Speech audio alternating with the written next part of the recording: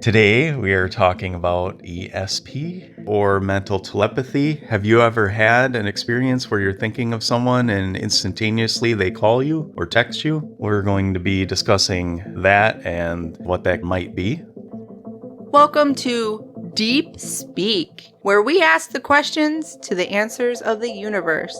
Follow our crazy trains of thought as we start on one topic and end up in a whole other dimension.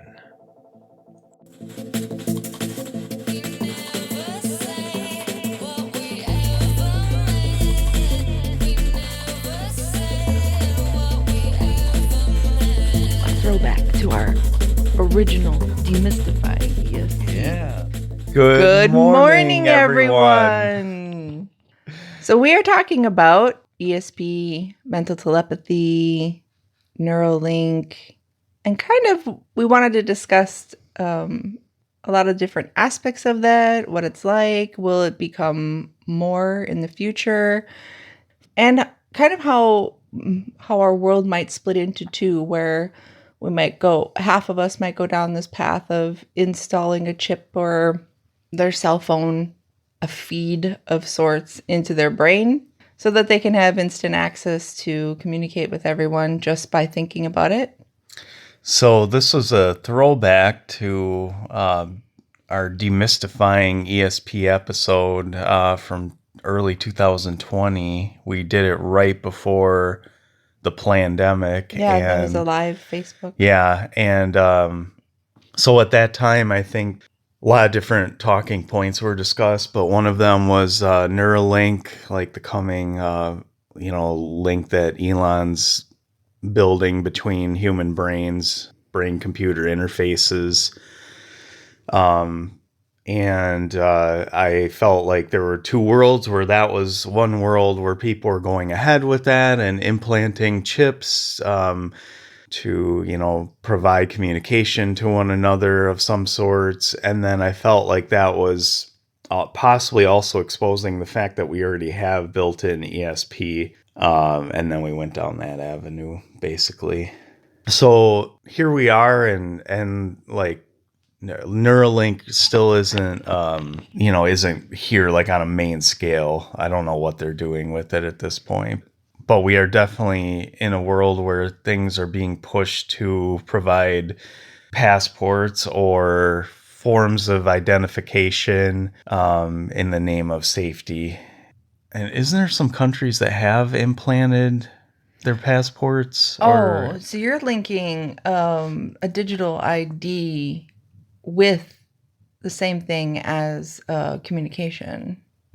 Just right now, yeah. Okay, so on a smaller scale, I guess a digital ID, the little chip going in, is one step closer to becoming transhuman, right? Basically. Yep. And then the Neuralink actually is a chip directly in your brain. So there are two studies now that I thought were really interesting that have happened scientifically. This is the crazy thing is that why is this stuff not more interesting to people? Like our general population seems to be just like so into whatever the mainstream news, and I'm not saying left wing or right wing, I'm saying news in general seems to be dictating where everybody starts to draw their attention to, which is so weird to me, like we get on one avenue and then we jump to another, and collectively we're all like in the same movement towards different things. It's like something is actually, or someone or somewhere, like we're all being controlled as to what we need to focus our attention on. Look over here. Yeah. This is a Joe Rogan. a pandemic. Joe Rogan. Oh yeah, no, look pandemic. over here. Look over here. Russia. And then everybody's like doing. It's so weird to me how it that is. happens. How we can be like directed into certain collective streams of drawing our attention to collective things, and also distracted by different television shows, TV series at the same time, and then things like world events and stuff like that. It just all seems so strange to me when we have these really interesting scientific discoveries happening every day. So there's one where this monkey was hooked up to the Neuralink and was able to play Pong with his mind. Mm-hmm. Like this is not sci-fi. This is fact. Like it's actually the happening. science. But And real. then just recently there was a man who was able to type his first tweet from his brain. So this is not futuristic. This is actually happening today. I don't know why it's not more interesting to people, but I also realize that the general public is always behind what is actually happening. Yeah, it takes some time for everyone to like catch up. And also, they've always been kept out of the dark, or kept in the dark about a lot of this stuff. Like the internet for the military, or the precursor to the internet, existed way before, I think it was the 50s, even somewhere in there, where they could communicate with each other online on their own version of online. And we didn't start seeing it until the 90s. Right. Yeah. I mean, there's so many things that have been, I always say that like we're all just a bunch of mushrooms. We're kept in the dark and fed a lot of shit. Like it's so strange to me. And I don't understand why more people aren't like, maybe they don't have the resources, but I don't understand why people aren't looking for answers. Looking for more answers and asking more questions. Right. I think the problem is that people don't ask questions. They just want to be fed shit. Answers, Yeah. or fake answers, They just want to live in their own little bubble and not think about what could actually be happening. But also we placed our trust in the wrong sources and information. This is what gets me so angry about the mainstream media and about media in general, is just this idea that we live in our own little vacuum world, right? Of we have kids, we take them to soccer, and then we got to make dinner, and then I'm like, oh, I forgot to pay the cable bill, and like that's our daily life, like is work, kids, family, home, and there's nothing wrong with that.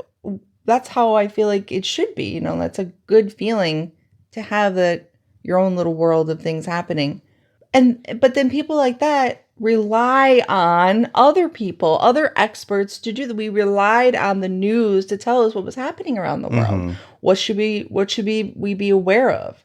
They're like our eyes and our ears in the world is what we needed, and they freaking failed us. Not only did they fail us, but by not telling us what was happening, but they failed us by telling us the opposite specific of lying to us about what was happening. So our trust, like the world should feel completely betrayed, especially America. There should be anger and outrage everywhere against the media. Not just like, oh, fake news. No. They have completely manipulated everyone. Right. Actually, and you should be angry about this. Yep. Stop watching it. Make efforts to shut it down. Do whatever. I don't know. Do what you got to do. Like, it's got to be done. We can't just sit here and keep complaining. We're in too good of times when good people do nothing. They just sit back and complain about it, but they don't actually take action. Right. Well, I think a lot of people feel helpless. They don't know what they can do. And that's a sad byproduct of that. Is the helplessness. It is real. A lot of us, including me at times, like I don't know what I can do about it. It's kind of the stages of waking up. It's like, oh my gosh, something's happening. What is it happening? Oh wait, they did what? And then the sadness of betrayal and disappointment happens, and then this feeling of frustration and the feeling of like, what can I do? And then realizing you can't do anything about it. Right. And then feeling helpless, right. and you're just in a cycle stages. It's sad. So tying that into ESP, I think that's one of those things that we should be way further along with, because I obviously a bias where I think it is a real thing already, but for the listener, I wanted to start with, examples like in our intro of like thinking about somebody and then they call you, because that's how the average person can relate.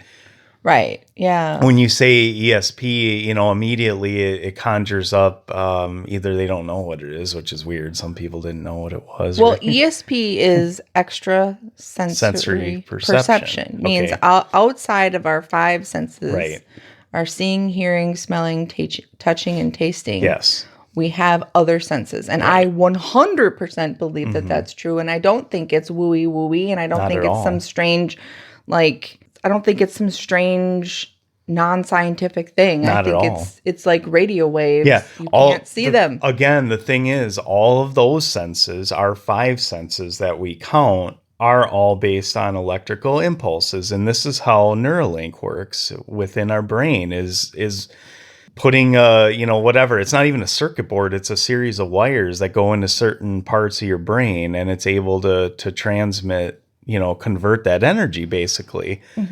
So that's a real thing. That's not sci-fi, as strange as it sounds. So how does real ESP work? It must work similar.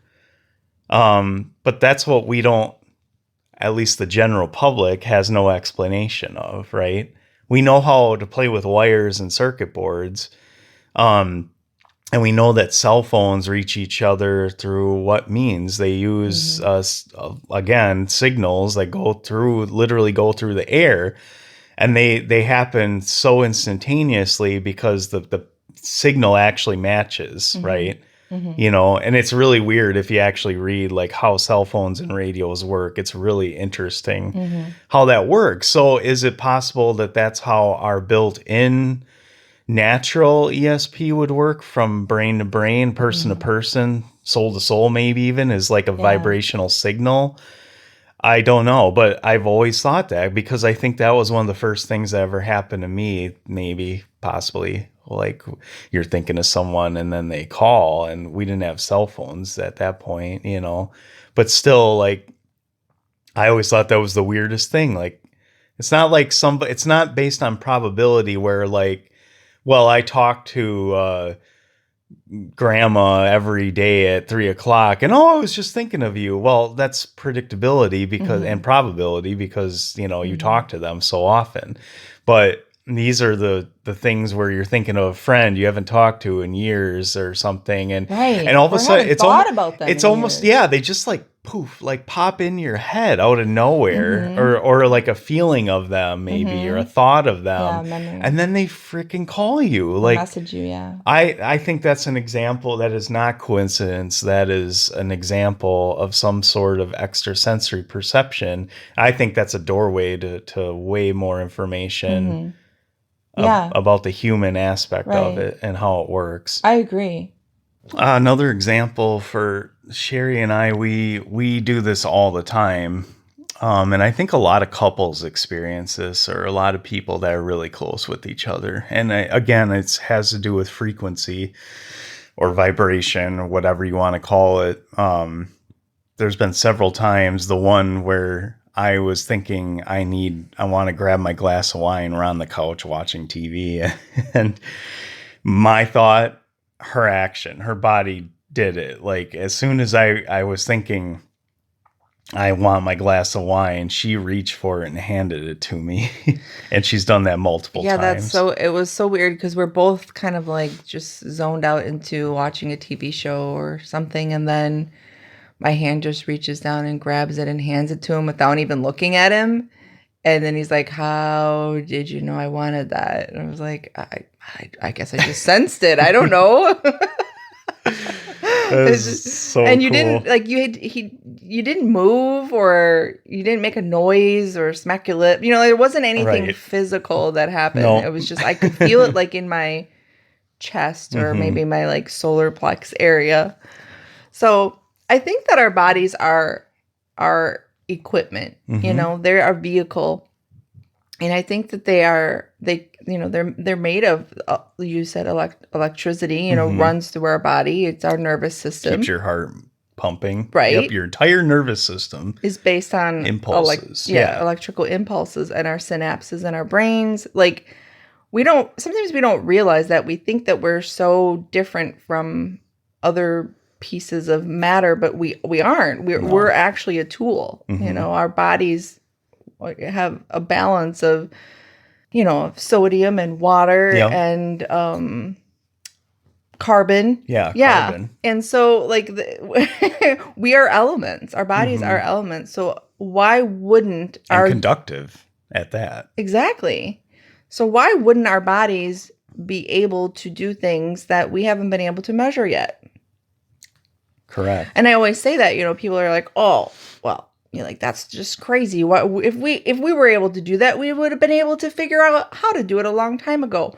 Well, as a matter of fact, and somebody brought this up in one of the comments, because I've been trying to ask people about mental telepathy in several groups, including our Deep Speak Facebook group, on my regular pages. And somebody had said something about the military has been doing it for years. And I was like, yeah, remote viewing it's not, I don't think that's considered mental telepathy, because you're viewing what's happening, not necessarily communicating. But I guess viewing, it would be an ESP, but it's not communication. I don't think I would call it telepathy. Because telepathy is literally... maybe I should define what telepathy is then for everybody. I'll get you the actual definition. Did you want to say something about that? Nothing other than I totally agree with that. It's not communication, but nonetheless, it is extremely interesting that, that's finally been released to the general public. Before I heard about that a long time ago, and I'm like, well, where are the sources? So it was leaked, but I think it was still, once again, still regarded like, oh my God, you're making stuff up. There's no way the government did that. What somebody was saying was, they asked, did you ever see that movie? The goat movie. What was the name of that movie?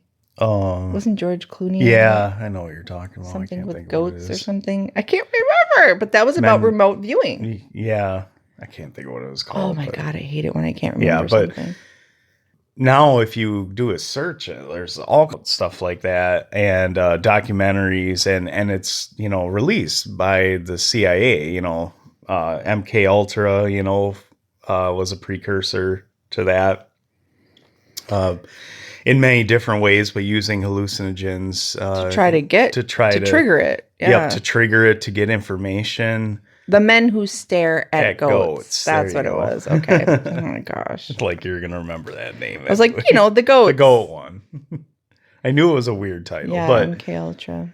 That is really interesting because these people, and I've watched so many documentaries and read a lot about that subject, but it's so interesting how it works, because you go into a sensory deprivation room and... like a Faraday cage. Yeah, a Faraday cage. Mm-hmm. And you have no outside stimuli or no information fed to you ahead of time. Right. And these people, like... Is it a Faraday cage, though? I think so. Okay. No, I'm not up on my studying, because a Faraday so cage correct me if I'm wrong. Will eliminate any sort of, like, EMFs. Right. Yeah. Electromagnetic fields. Right. For those of you that don't know. And a lot of times these people will accurately draw the shape of something that they come to find out, is a location, where somebody's hiding or whatever they need, like a ship. I've seen so many like drawings. It's crazy. It's just so weird. Okay, so that's information traveling across. Which is all communication is information, right? Mm-hmm. Exactly. So, I mean, that would indicate that information is there's no bounds to it. Just like our cellular or our device signals, like, they can be intercepted, obviously, but it's just going through the air, literally. Right. And I was looking up because I remember last year, I think we watched this movie on, I don't remember if it was Amazon or not, but it was called Superhuman. The Invisible Made Visible, remember? And that was such a good movie because they did actual experiments that showed how the mind and your energetic field can influence other things. Yeah. So she did the experiment of thinking of certain things and then having somebody else kind of try to remote view and pick it up. Yep. And then her being able to block that. Also, remember when she went out to like the Ferris wheel area or carnival area? Remember that carousel? Sorry. Yep. And then she blocked the thoughts or blocked that energy. So that was an interesting thing too, because we were always trying to like, can we read other people? Right. But also, can we block people from reading us? Because you don't want everybody to know everything. Yeah. So, yeah. And that's the other thing I think about mental telepathy is I think a lot of people believe that is a gift or that it is special or unique. And I think, personally, I don't think it is. I think it is, it's something that we all do, I totally agree with whether we that. know it or not.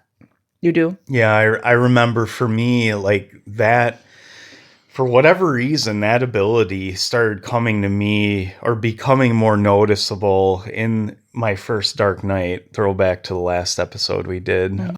And it was interesting because at the time I had also, experimented with some hallucinogens, which I felt like, and I'm not advocating for it at all, but I felt like it Or did, against it. or against it, but it definitely opened up something within my brain or my soul where I was having very prophetic specific dreams. I don't know, I could just see through the veil easier somehow. But it wasn't as fairy tale-ish as you would think. It was scary, it was stressful, but that was part of my first Dark Night period of confusion. And I didn't talk about that much in the last episode, but there is some kind of link there, and it definitely has to do with our physical brain. I mean, we can't discredit how much our brain does and what it means to our physical vessel, Well, let me actually define this for people so that they understand, because I think some people don't really understand what mental telepathy or telepathy actually is. I think they just think that it might be something you can do with your mind, but the actual definition is that it's communication from one mind to another by extrasensory means. It comes from the Greek word tele, meaning distance, like telephone, right?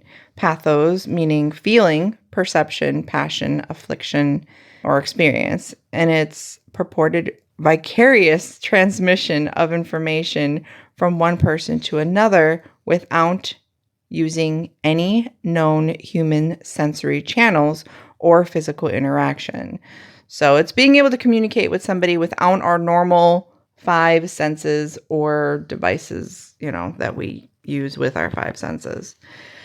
So I tend to think that it is something that everyone can do. Everyone has the capability of doing. But I think that it's more of, I think when I say, is it something that's going to become more relevant or we're going to get better at it? Not meaning, are we able to do it more? I think it's, are we able to control it more? Because that's really the goal for it. If it's like any of the X-Men episodes, what their mutations, right? Mm-hmm. They had these special things that they could do, control things with their mind, Mm-hmm. Start fires or whatever. Yeah. And what did Professor X always do? The training wasn't to learn about it, it was to how to control it, how to actually understand it, and then do what you want to do with it. Yeah. And use it for good, not for evil. Yeah. And that's a big deal too, because everything we have can be used for good or evil. Yeah. A knife, electricity, or anything, right?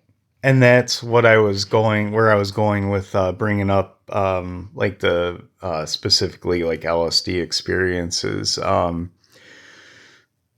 don't think that is the doorway, so to speak, that is a route you have to go, but it was sort of an accident, and I still don't know exactly, but I do think that we have inhibitor. This is one of my conclusions after years have gone by, is that we do have inhibitors between our layers of consciousness within our brain.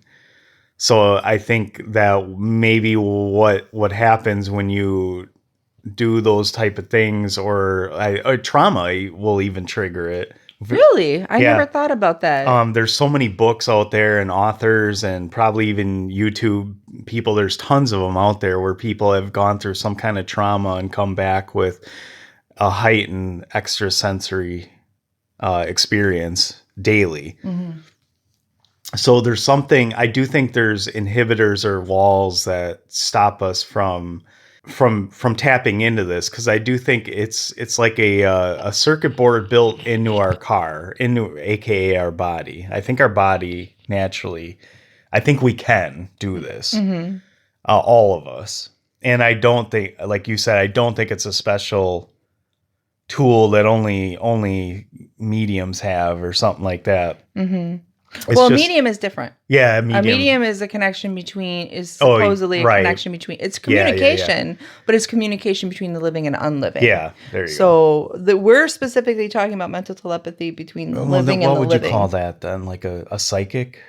Who is a person that, a psychic. So, I don't know. I don't know, whatever. You know what I'm trying to say. Somebody that can communicate telepathically. But that's a good distinction because I think a lot of people will connect psychics or fortune tellers with mental telepathy. And then and this is why I was asking this question in a lot of the groups too, was like, how does it relate to God? What do you think God would think about it? What does the Bible say about it? And I've had people comment about like passages that talk about fortune telling or premonition, like those sort of things, and stay away from those, and how the Bible specifically says to stay away from those things. But it doesn't specifically address extrasensory perception. But people conflate the two on a regular basis, thinking that psychic means fortune telling. When I say fortune telling, it means predicting the future. And personally, I think that is an extremely touchy subject because I don't think our future. I personally think we have several timelines, and that our choices allow us to shift different timelines. So some things are probably predicting, right? And if you guys want us to do a whole episode on premonitions and predictions and fortune telling, that sort of stuff, we will too. We'd love to dive into that. Tell us your experiences. We want to include more people, more of our listeners into, specifically into our podcast, because otherwise it's just me and you talking like we always do anyways. And why are we recording then? You might as well just talk. So let us know if that's something you want to do. Or dreams.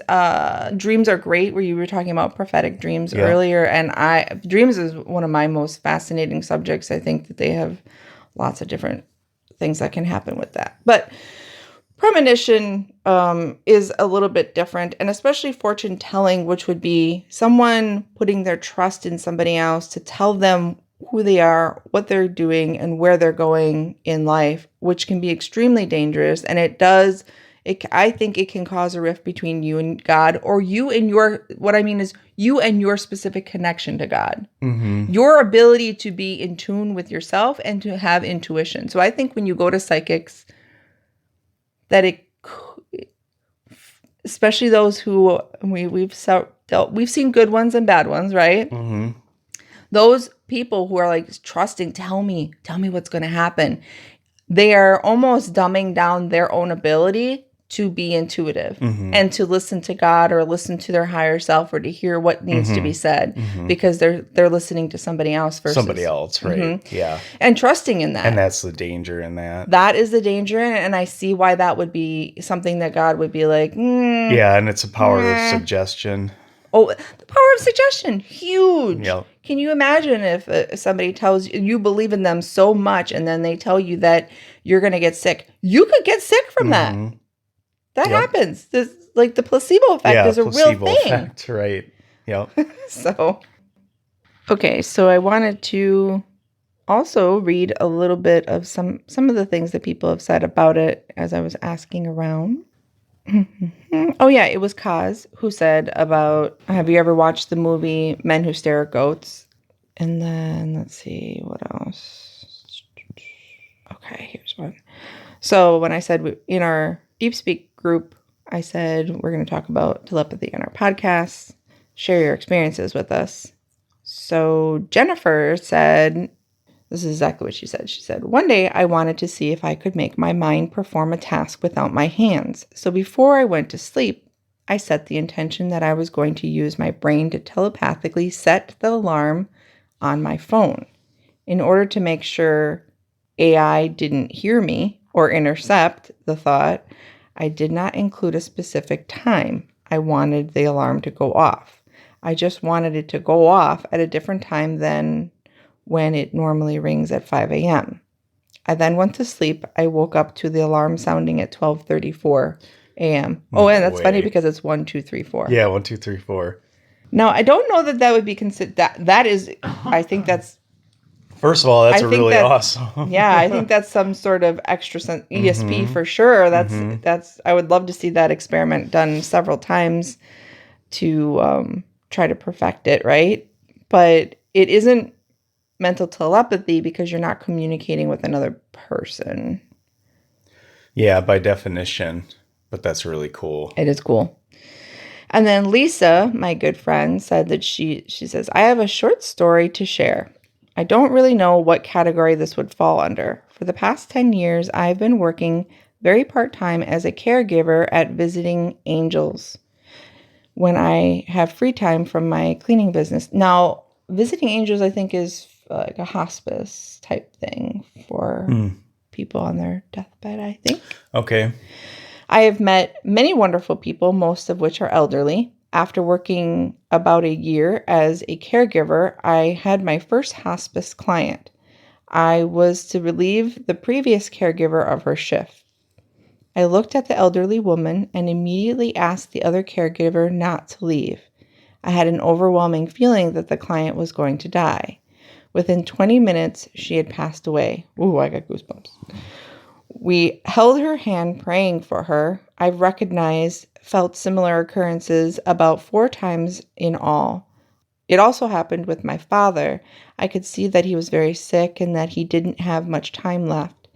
I've woken up in the night thinking about a previous client's to Google them to see their obituary posted online. I've also woken up at night with worried feelings about an aunt and that I hadn't seen in quite a while to pass away shortly afterwards. Leaves me to wonder if this is all coincidence or something more. If this is an ability I have, can I somehow use it for the lottery? Yes, I've been wondering that so much. Come on. I know. Let's perfect this, Lisa, so we can win the lottery. God, I'm for with you crying there. out loud. Now, can I tell my experience that freaked me out? Yeah. Yeah, with the norm. Yes. Oh my gosh. Absolutely. Okay, so this is I don't know that this is telepathy. I don't know if sensing someone's going to pass away is telepathy or not. I think it probably is, especially since the person is still alive and you are knowing that they're going to pass. I don't know. Sometimes they don't know that they're going to pass. So maybe it's some sort of connecting to their higher self or to God or tapping into something else to know. So I think it's more of an ESP. That I don't know that it's mental telepathy because I don't think it's that person is probably not telling you I'm going to die in 20 minutes. That's my opinion. But it is extrasensory for sure. And it's super cool. I mean, that's sad, but it's really interesting, I would say. So my experience was, when was this? Last, Like August? whenever he September? passed, it was last fall, I thought. Was it? Yeah. Was it before or after my surgery? Do you remember? Well, anyways, I woke up. I had this very profound dream. I think This it is was why before because that's why it freaked you out more. Oh, okay. I had this very profound dream that this guy came up to me. It was a famous guy, and in the dream, he told me his name. And it was somebody, like, you know how you see actors and comedians and you know them, you know their face and you know their energy, but you don't really remember their name. That's me all the time. I can't remember any famous people's names. And he came up and he was talking to me about cancer. And I don't remember anything he said. I just remember it being very profound. And it was very, like, promising, right? It was like a very like a you got this or it's good or something good, right? It was a good feeling. And I woke up and I remember telling you, I'm like, this guy, I can't remember his name. He said his name was McDonald. And so I was like, and you were like, whatever, I don't know what you're talking about. I'm like, no, but it's like he was telling me something. I don't know what he was telling me, but the McDonald guy, you know, the comedian, he's kind of funny. He's an actor. He was on some shows. I don't know what shows he was on.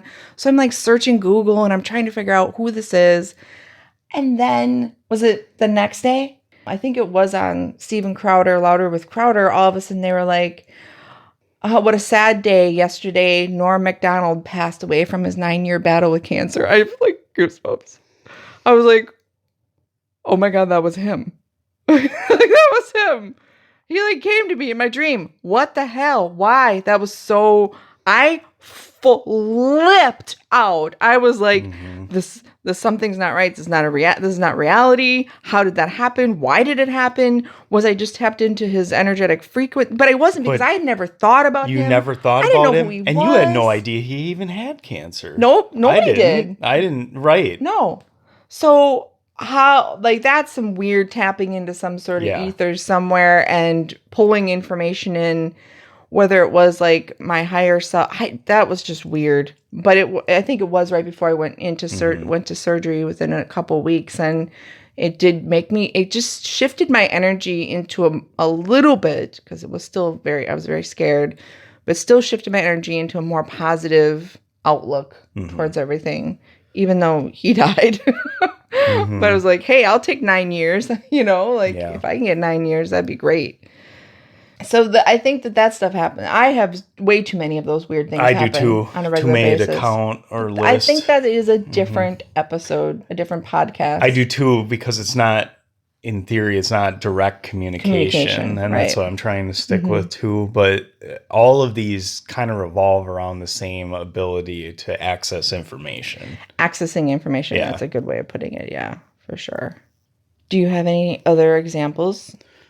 I think a lot of times we don't realize what's happening because we are out of practice of this whatever ability that we choose not to publicly acknowledge.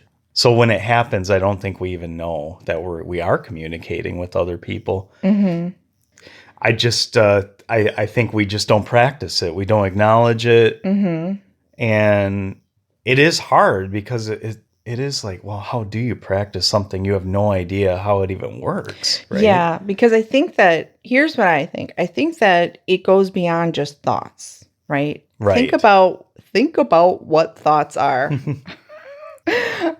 It definitely goes beyond just what is that thoughts term? And intention. Oh, that's how you know something's sentient, is that it can think about itself thinking? Thinking, yeah. So think about how thoughts are.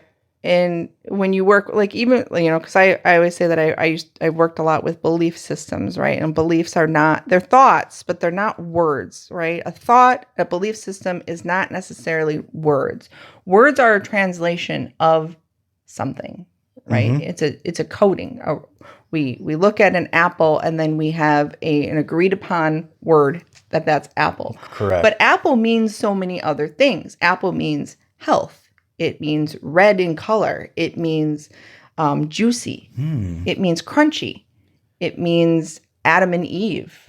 It represents a lot of things, and I think that's why this relates.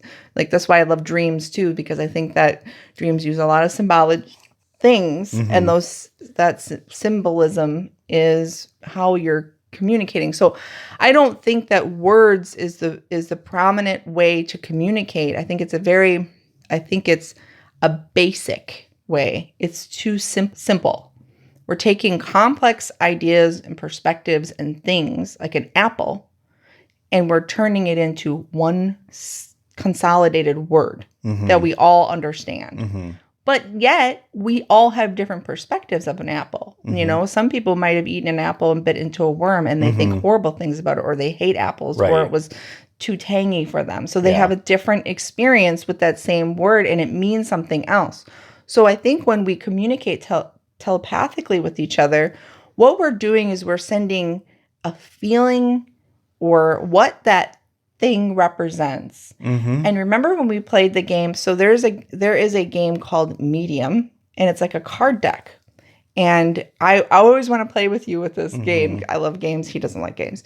And what you do is each of you picks up a word or a set of words, right? And then you set down the word umbrella, and he sets down the word beach. And then the two of you have to think of, like, what are those two words together? What are they meaning? Right. So then I would say swimsuit, and he would say ocean, but the intent is that we would both say ocean, So it's kind of a way to practice telepathy and practice getting on the same vibe, of the same wavelength. And I do think this is about frequency. And I think frequency is how we communicate. I think that is our primary, and I think it is our primitive way of communicating. Yeah, you brought up an interesting point years ago that you think that our five senses here are not our primary senses at all, that those are the extrasensory. Those are our extras. I think, yes. That's fascinating. Yeah, our extrasensory perception is the five senses. Everything else is more natural. It's the things that you don't have to learn about. When you're babies communicate, and they don't just communicate through crying. Like I swear, when you are born into this world, you have more ability to have mental telepathy than anything else. And you unlearn it over time, or it's dismissed over time. Yeah, exactly. How many of you have had experiences as a child, more experience as a child, feeling like you could communicate telepathically than you can today? Comment below, because I'd really love to know. Good question. Yeah, I agree with that, because I do think that's what's built into us too. I do think that's our default communication. Whether or not it's pre-life or post-life is a different subject, but I know from my experience, talking has always seemed strange to me.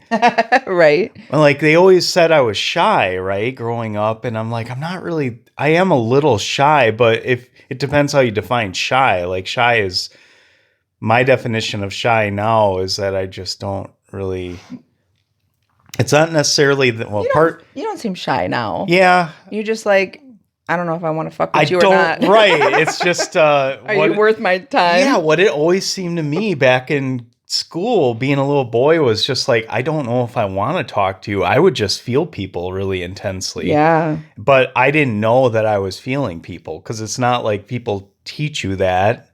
Right? Right. No. So I think that natural ability, they definitely don't encourage it. It's definitely not encouraged. Especially in religious families. And that's why I brought up the topic of God in a lot of my questions sending out, because so many people push against it because they think that it's not godly. Right.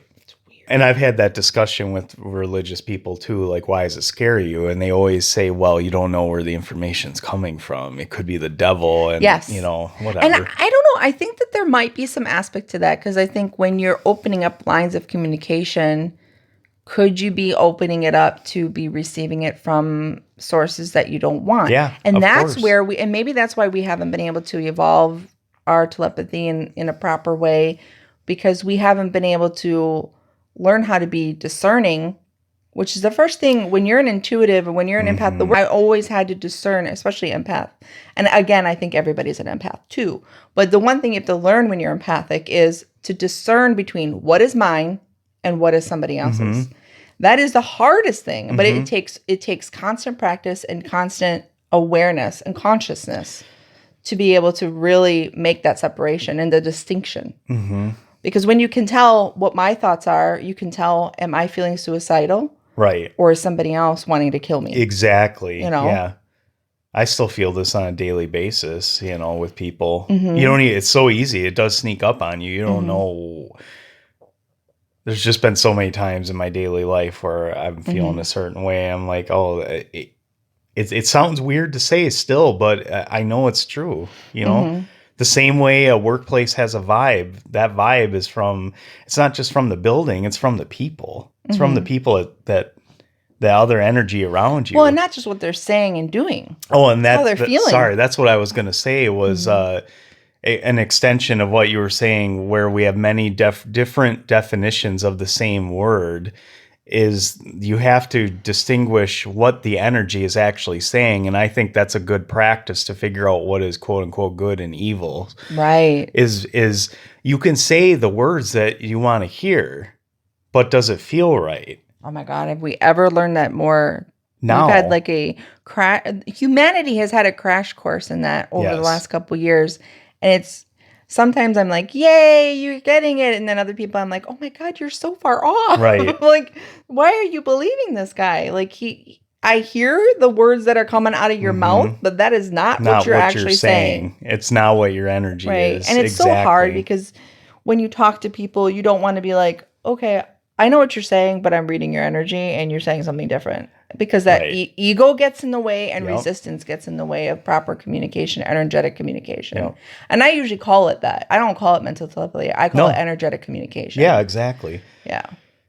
That's even instinct. You can't, at this point, you just shouldn't even be able to argue against it. You can, you can analyze it. You can be an open-minded skeptic. That's perfectly healthy. But you can't deny that when you meet people, you feel them. Yeah, you get a vibe of some kind.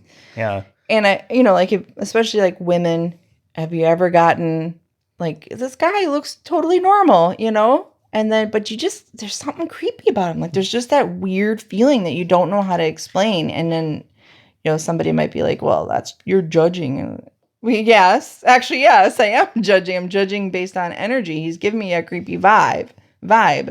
And there's something to that. And I've taught all of my single clients, especially women, to always trust that feeling.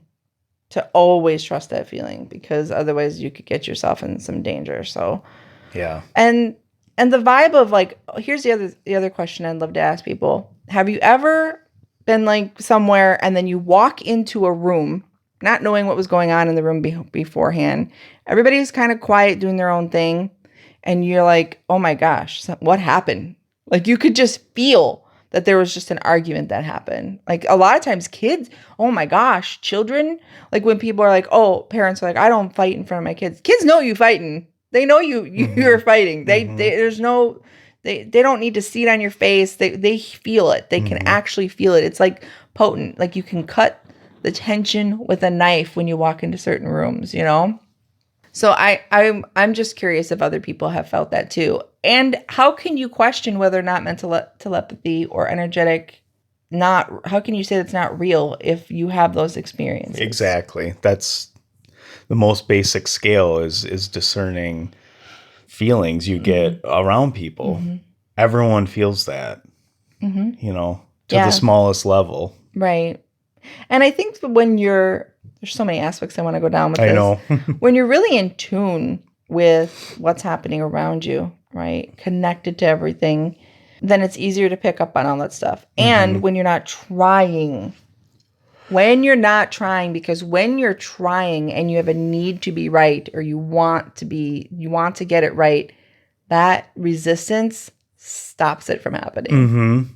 I think the resistance is what stops all of this from happening. Yeah, I think it's the block of every bit of law of attraction doesn't go anywhere if you have resistance, desperation, doubt, the need to be right, your ego, all of that is going to stop you from being in alignment with the flow of the world. Absolutely. Flow of the universe. It's really interesting because I know the average person doesn't know what we're talking about, and I'm glad you established feelings describing resistance. Right. And do you have something else to say about that? Oh, because I wanted to bring up the yellow star. Yeah. Do you remember that? Yes, of course. So we were playing with mental telepathy earlier on in our relationship too, where we were just laying on the couch and I was like, hey, let's play a little game. I'm going to think of, so I said there's like 4 shapes and 4 colors, and I'm going to combine them, and I'm going to hold that thought and feeling of that in my mind and my heart, because I don't think it's just your mind, right? I'm not just thinking the words. If you think the words yellow, it's really hard if you're not adding meaning to it. Correct. Yeah. Right. Yep. So, and then I was like, I'm going to send this off to you, and I want you to get it. And oh my gosh, your accuracy was like 95%. Yeah. It was great. And I remember the first time you got it right, where I was like, yellow, I was thinking yellow star, and I was thinking, bright star in the sky, the warmth of the yellow, like I was placing all of these images and feelings around the words yellow star. And immediately you said yellow star, and I was like, oh, what the? I was so freaked out by that. That was so cool, but it kept continuing. Right. But what was interesting is the only time I would get them wrong was when my brain would interject. You start thinking. I would start what has thinking, already been said. Yeah. What would she say next? And then I would get it wrong, and that was a form of resistance. Yeah. So that's, I do think as you exercise these natural abilities, is resistance is such a big block that you have to get rid of. Right. You need to feel it. You're right. It is about feeling, unless Yes. it's not, has nothing to do with Right. thinking. And remember, we were playing with that medium game too, and we did it a different way where I would grab a random card and then I would think about that all day long and then ask him. And then, so the one, was it a house? Was it? Yeah. Yeah. So the word was house. And I just kept sending like feelings of what a house feels like. And he kept saying the things. He was like, it feels secure. Yep. No, you weren't describing things. You were like, it feels secure. It I feels did like describe safety. some It things. feels comfort. Yep. And I'm like, yes. And he's like, I'm lock? like, sunshine, sunshine on walls. I'm like, I keep seeing walls, you know. I did say that. Oh, I thought you were going, you kept focusing on this was a while I ago. was describing the feelings. You were focusing on, like, you were like, is it a lock?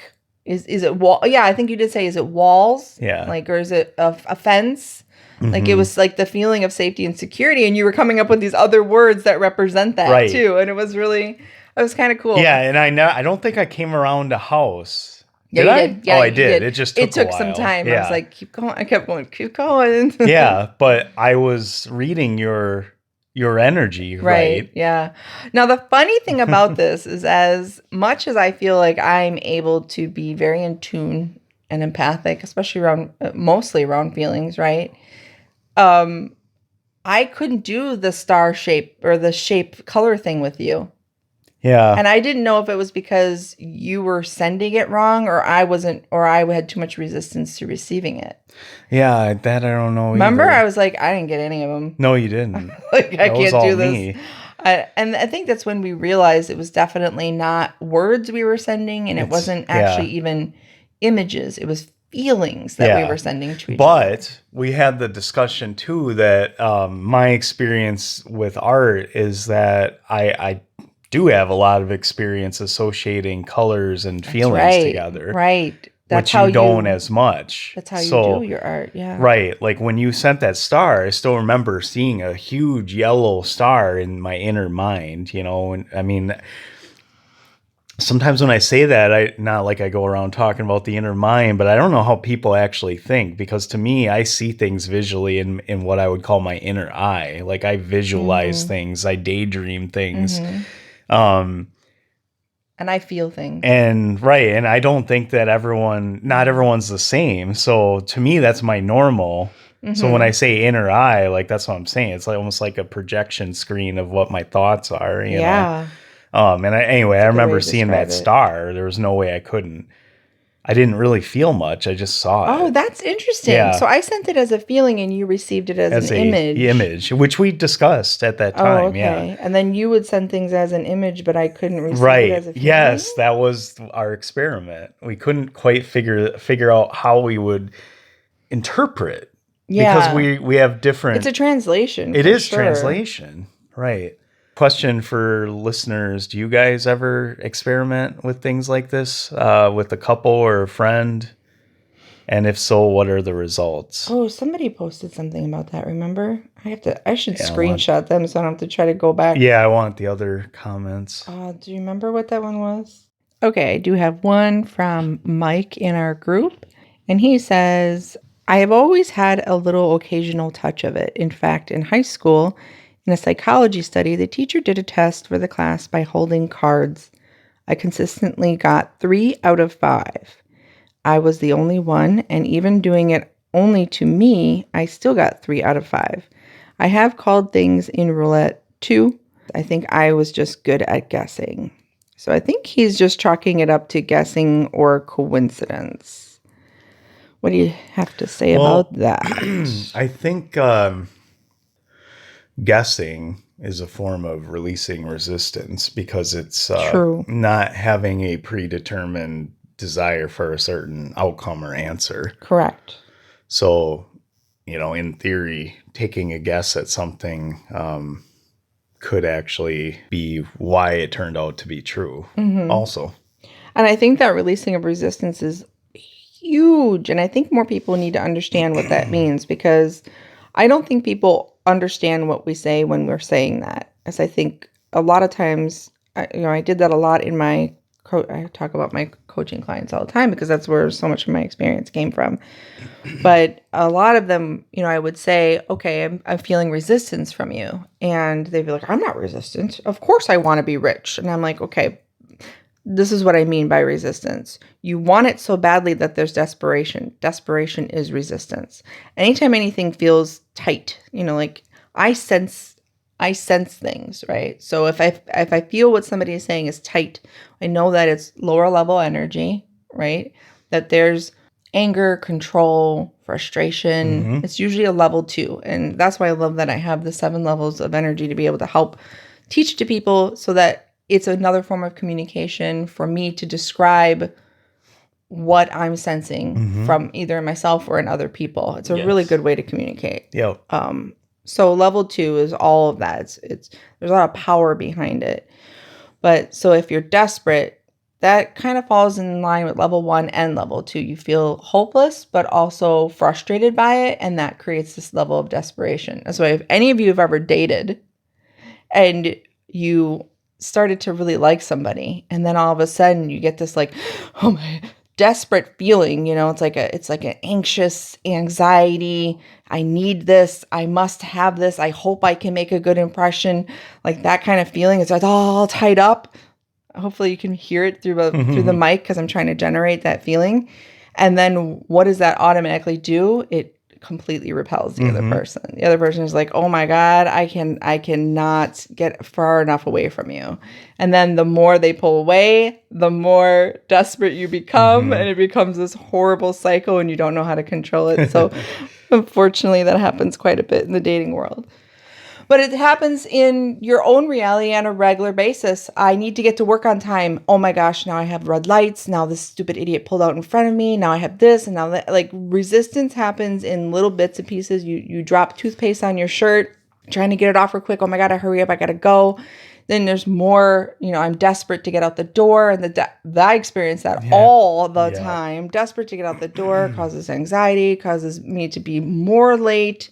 It exacerbates any sort of situation that's happening. Being rushed and our structures of time cause its own resistance in our world. It does. Time itself does. Yeah. But I think that time can be manipulated too. Time, the perception of time. We have. If you guys would like us to have a podcast around time, please comment below. We would like to know what would you like us to discuss. Yes. So, let's see. Want me to read the other one? Yeah.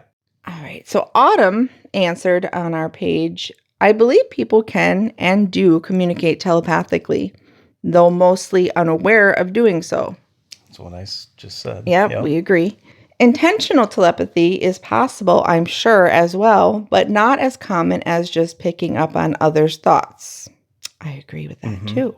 Resistance. She says, I personally do not look to the Bible for what God has to say about it. People and other living beings already communicate in many ways beyond verbal. Why not mental communication? Great way of wording that, Autumn. And why would God care anyways? As with any skill, talent, or ability, it could be used for good or not so good purposes. Amen. She's a genius. Need more people with that thought. Yeah. With that thought. I mean, think about it. Like, it's so interesting to me that people will be, people who are very religious will automatically jump down your throat if you talk anything about psychic abilities, right? And not mediumship necessarily or fortune telling, but just the ability to sense things beyond what our 5 senses are. And why? And then also people in the scientific community will be against it too, which drives me crazy. It's like, if you believe, the whole science stuff over the last couple of years has drove me nuts too, because I was yelling for, everyone was like, it's the science. And I'm like, science is an exploration. Science itself means that it is changing. As questions are entered into the arena, more things can be discovered. It is a state of constant discovery is what it is, right? So some things, yes, you have found to be true. And other things are potentials or probabilities of truth. But that's again, the exploration. Things that were absolute truth so many times in our history have turned out to not be at all. Or they change again based vice on versa. other information that comes in, vice versa. Yeah. It's always evolving, always Oh changing. my God, think about like We know very nutrition. little. We love science, but that's because science is basically questions. Right. And we both love questions. We love questions. Yes. Right. Too many questions. My sister will laugh at that if she listens. Shout out to Jess. Okay, so the other thing I wanted to ask everyone too is, do you think that animals have the ability to be telepathic? Ooh, that's a good one. Comment below if you've ever felt like you've had a telepathic communication with a pet or any animal at all. It's hard to explain in a non-physical way then, because you can't prove to anyone that your pet is talking to you. Right. You know, I guess it would be a feeling. I feel them on a regular basis, and sometimes it is just instinctual, like I'm hungry or clean my cage or something. But I definitely believe in that. Yeah. And I think connection is telepathy, communication through. Okay, so when you feel like you can connect with somebody, where do you feel it in your body? Do you feel it in your body anywhere? Oh, yeah. Think about me. Connect with me. Well, it depends what the connection is. Like if the connection is, if you're saying it's what you would call a good connection, I feel it in my heart area. I feel it like in my head. It's light. It makes me smile physically. You know, that's I guess, signals in my brain and in my nervous system that trigger those responses, you know, but it feels lighter. It feels, I don't know. It just feels good. Let's do an experiment with everybody right now. So everybody listening, if you're still listening, because we've been looking at our analytics and talking to other people and realize that people only listen for about 15 minutes. Right. So if you're still listening, congratulations. Congratulations. You have proud a of you, and you long get to play a span. little game with us right now. So we're going to send an emotion through the microphone. And we want you to see if we're not going to say anything for a couple seconds. We want to see if you can feel it. So I want you to get into a comfortable space, close your eyes, take a deep breath, make sure you don't have any distractions around you, or try to like focus on my voice. Do you hear my voice? You're getting sleepy. All right. Take a deep breath. Try to be in a real calm place. Calm your mind. Focus on my voice. And then we're going to go silent for a few seconds and just see what you can feel, and then type below what you feel.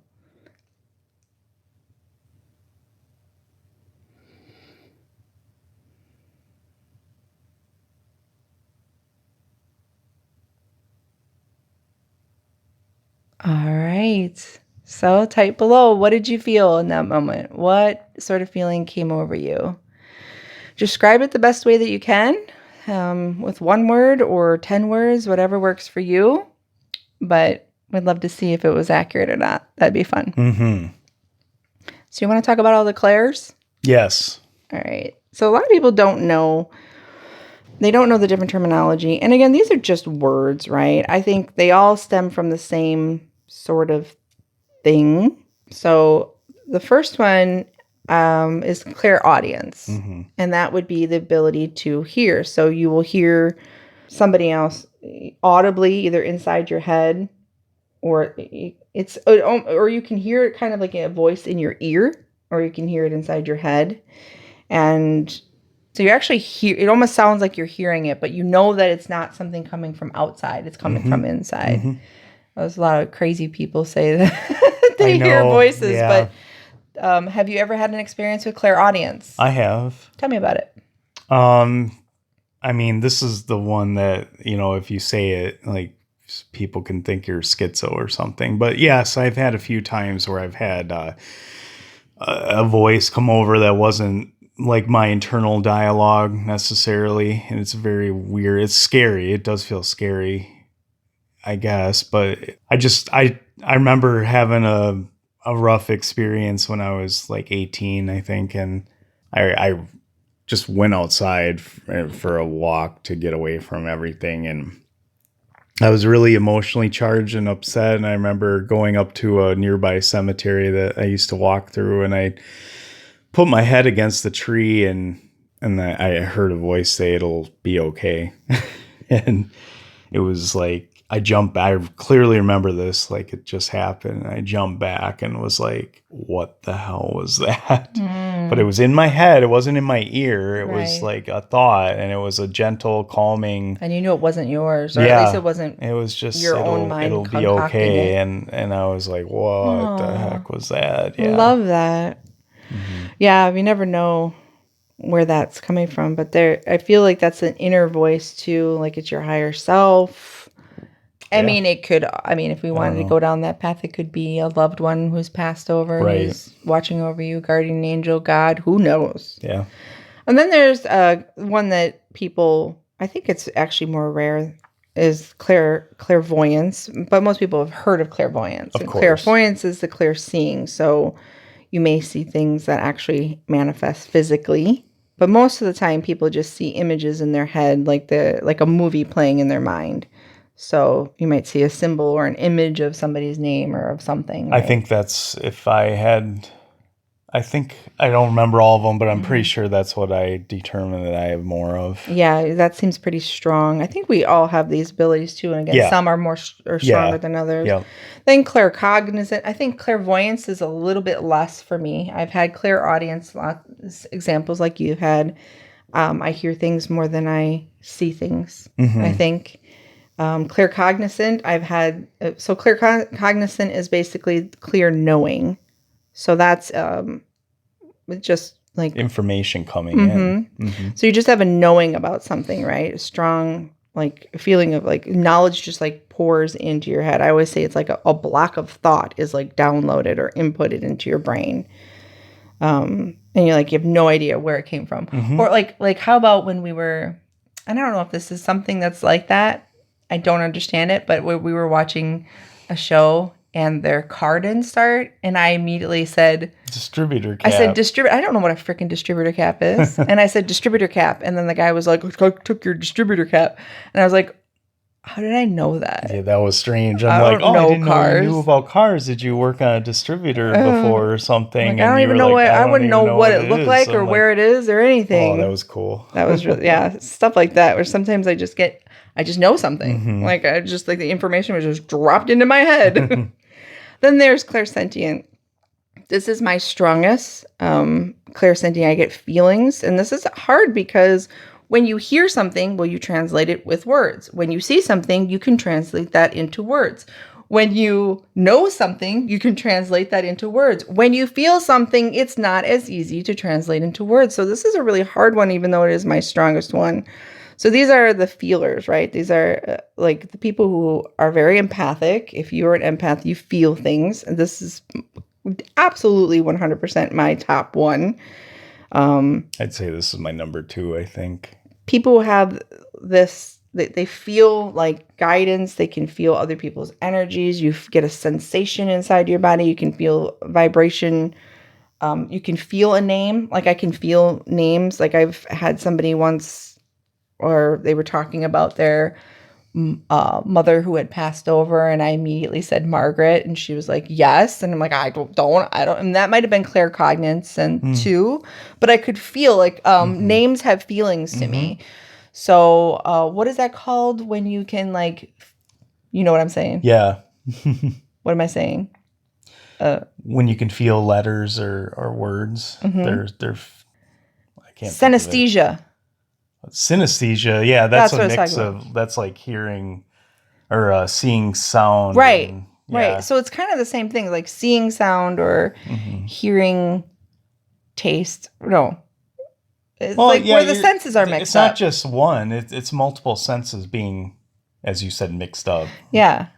That's fascinating. It is. So there are people who can actually hear colors. Yeah. Yeah. They'll describe And documentaries of people. Like they'll describe what a song looks like to them. Right. That's a fascinating Which I think I one. have a mix of that. I do I think you do. Yeah.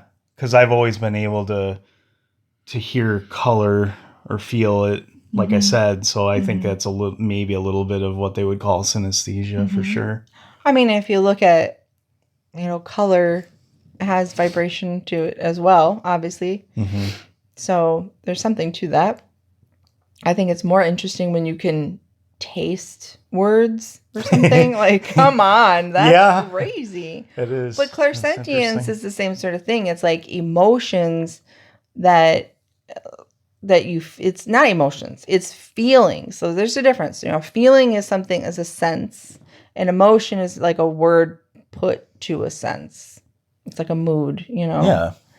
So feeling, I feel things, and it's taken so much time. And this is, if you want to like get better at this sort of thing, get better at being more intuitive and being able to communicate intuitively, emotionally, or energetically, or telepathy wise, you have to be in a position to be okay with being wrong and being okay with feeling like a fool. Because we've worked on our communication, and I would say, hey, I'm getting a sense for this. Is this what's happening? And you would either confirm or deny, right? And then you can adjust your kind of tuner a little bit more. When you have a partner that you can trust, or somebody you can trust in doing this, you can say, I'm sensing this. Is this what's happening? And then they can say yes or no, and then you just make adjustments from that point. The problem is so many people lie. Yeah. So many people would be like, no, I didn't think that your butt looked big in those jeans. I'm like, yeah, you did.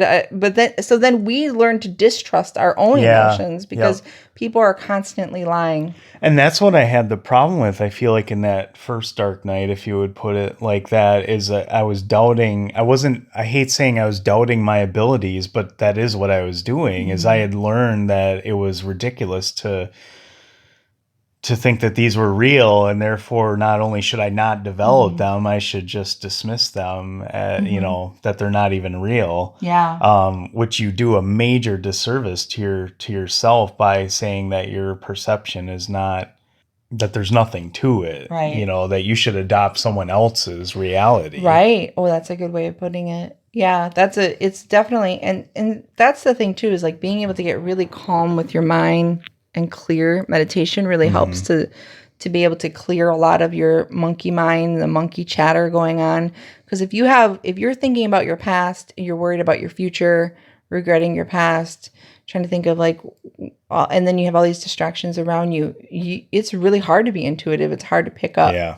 And a lot of times that comes in the format of like, then you feel anxious. Because you have a lot of information coming in at once and you can't focus on it. Whenever I've worked with people with high anxiety, a lot of them are very empathic. And they're empathic so that they're like really huge receivers that are taking in all of this information. Like if you can't be in a crowd, if you have trouble being in a crowd, being in big groups of people, like in airports or malls or things like that, a lot of introverts are empaths because they're like a giant radio antenna, and all of this information is coming in. We, without our extra senses, are taking in billions of bytes of data per second. We're taking in our what we're feeling, like the texture, the what we're sitting on, the gravity. We're feeling temperature in the room. Our eyes are picking up a billion different sources of light and reflections. Our ears are picking up sounds all over the place, including non-sound. So we're taking in all this information from our five senses, and then people who are very intuitive and very open are also taking in the energies of other people and the thoughts of other people and the feelings of other people, and all of their monkey minds that are happening is actually coming in, and it almost like blows out your circuits. And it's like that. It's like if you were to turn up the volume next to the speaker and you hear that noise, that's what it feels like. And that's, I think, a lot of what anxiety is. Yes, absolutely. And so people who have anxiousness and anxiety they really benefit a lot from learning how to, one, how to meditate, two, how to shield and block other information from coming in, and so they have to discern between what's theirs and what's somebody else's, and then put a little bubble around their own world. Remember we did that when we went to to the airport. And I was teaching you like, okay, you just kind of have to imagine like this plastic bubble being around you, and that's that's how you shield yourself from. Well, that's really energy. interesting too.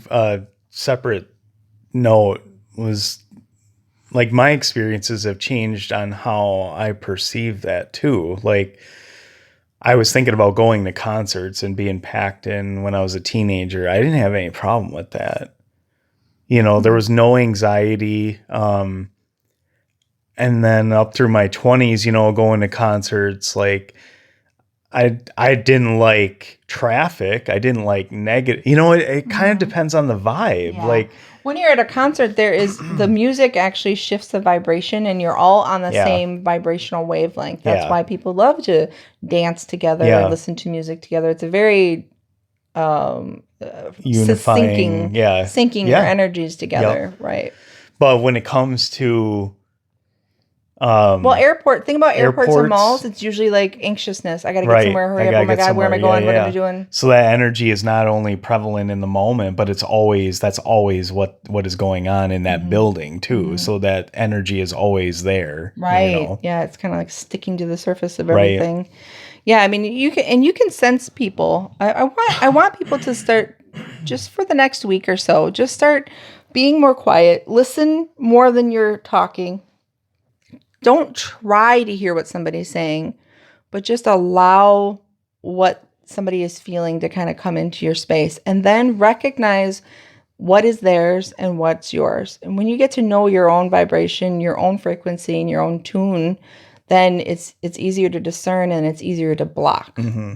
So I think that's really important. And then it's also really like when you sit in front of that car sale, like we were in front of that house salesman, and he was spitting all kinds of stuff. And I was like, I'm going to walk right out of here, because he is lying 100%. None of the words coming out of his mouth are truthful. And all his purpose and his goal and his intention is to lie to us and upsell us. And I don't want to deal with people like that. Yeah, it's really difficult in situations like that or work. Because that's... Oh, God, I feel sorry for everybody out there in their workplaces have to deal with high anxiety and angry people. That's the thing with this world. Customer service. Customer service representatives. That's the duality of this world. I work with customers, you know, like you almost can't even hear their words, because their words are not important. Their energy is everything. And it's like you don't even need to hear what they're saying, honestly. Like... And same goes for a lot of coworkers too, like wah, wah, wah, wah, wah. It sounds like what they're saying, but their energy is just really angry. It's something that has nothing to do with you, you know, and it's hard. It's hard to know what your place is in a world of lies, basically. Yeah. What kind of people do you guys have in your life where you feel like when you get around them, you instantly feel really good? And what kind of people do you have in your life when you get around them and you instantly can feel, even if they're not doing anything, just sitting next to them and you can feel that their energy is like, wah, wah. Or you can feel that their energy is extremely anxious and they're not tapping their foot. They're not doing anything that's giving you a sense of that. You can just feel it. There's certain people in your life that you feel like you want to be around, certain people that you don't want to be around. And why is that? Think about that for a second. Not just about what they're reading, giving you, that you're reading from their body language or whatever, or but their also words. Yeah, from their energy around them. It'd be really interesting to hear more from other people.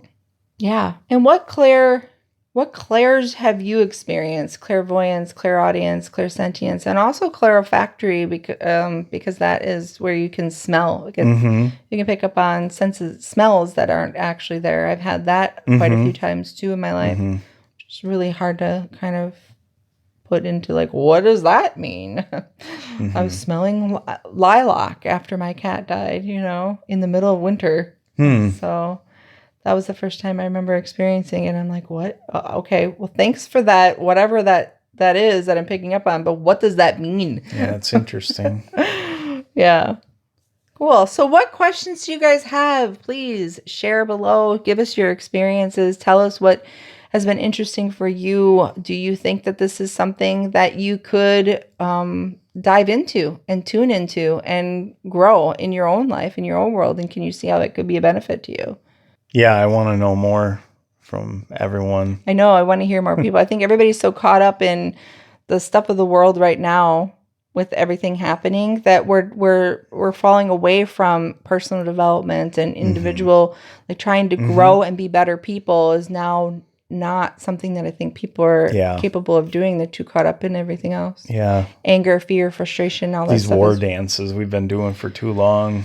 Yeah. You know, yeah. anger, you know, fear, just there's too much of it. And when you're down there, just know that it is harder. Anger, fear, frustration, they all have good purposes in small doses. Yeah. But you can't really tap into your intuition. You can't really feel what's really going on. And I do believe you pinch yourself off to the voice of God or the love of God. And not that God stops, because God can't stop loving, right? Or source energy or whatever you want to refer to it as. But you can actually pinch that energy off where you can't feel it anymore. It's still coming. You just can't feel it.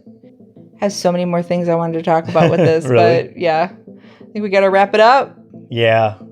And until next time, everyone, stay high. Congratulations, you've made it all the way to the end of this long-ass podcast. And we want to thank you for joining us. And we want to hear from you. What answers do you have to these questions? What comments do you have? What insight do you have? Share with us. And what questions do you have for the answers? Find us on all podcast apps and on YouTube. Like, share, subscribe. And of course, you can find us on our website. Thanks so much for listening, and stay high, everyone.